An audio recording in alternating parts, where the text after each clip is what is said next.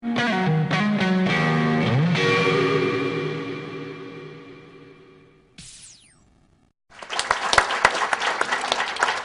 kick us off, if you guys, the three of you, if each of you were coming into the industry today, what would be most exciting in terms of all of this? You know, the industry's certainly in flux, and with all of that change comes great opportunity.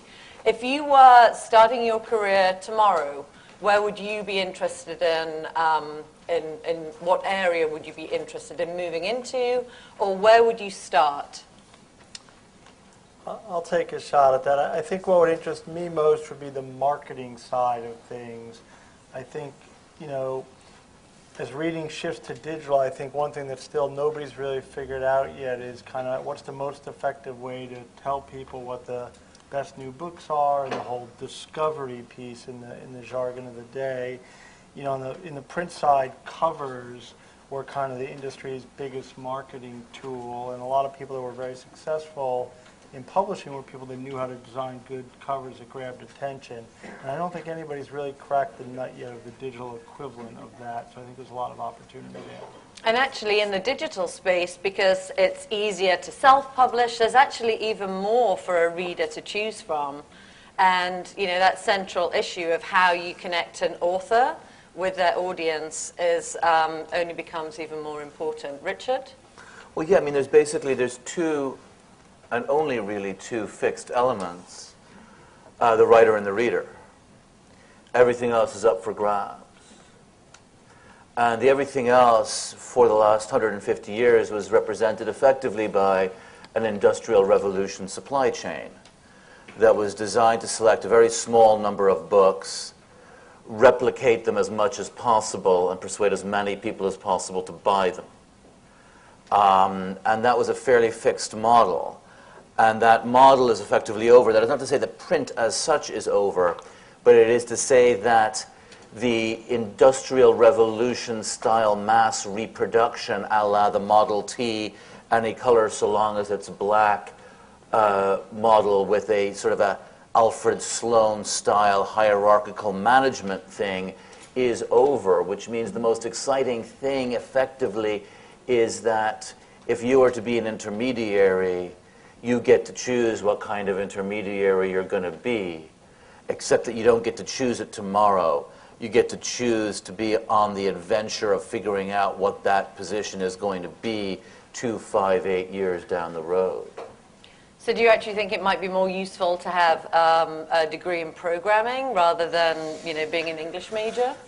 Well, you know, Doug Rushkoff's new book, Doug Rushkoff is kind of a sort of an iconic thinker about new media, and Doug's new book emphasizes how we don't necessarily need to be programmers, but we need to understand the language of programming, because it's a language, and either you speak it or it gets spoken to you. And so the ability to at least apprehend the grammar, the syntax, the cultural biases of programming allows you the scope to be able to navigate, even if you're not necessarily going to build the engine. Bob, you were way ahead of the curve on all of this. But if you were starting right now, what's the most interesting aspect of all of this innovation? I can't imagine if I were a young person today that I would go into the publishing industry. I mean, it's just absolutely impossible to imagine. I'd much sooner go to I'd go back to school and I'd get another degree in game design. I mean, I think, you know,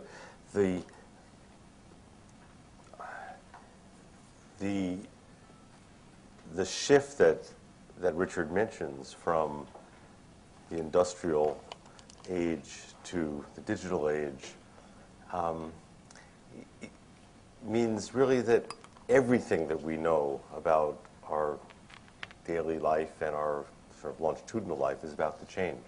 Humanity is undergoing a shift that those of us who were here at the beginning of it are not going to recognize a couple hundred years from now when that shift is probably finished. It's very hard for humans, I know, to sort of grasp that fact that they might not be here for the next big thing, but we're probably not going to be. And so when I think about questions like you asked me, I just go to a different place because I'm not particularly interested in being behind the transition that's taking place. And so my choice is usually to be sort of, unfortunately, too far ahead of it to make any money, but a really interesting place. Mm-hmm. And you know, I'm much more interested right now in new forms of expression that are different than the kind that we have, you know, grown up with in print. I mean, I love print. My house is filled with books. I still read most of the time, but the future is not going to be people writing things that are reified in solid objects.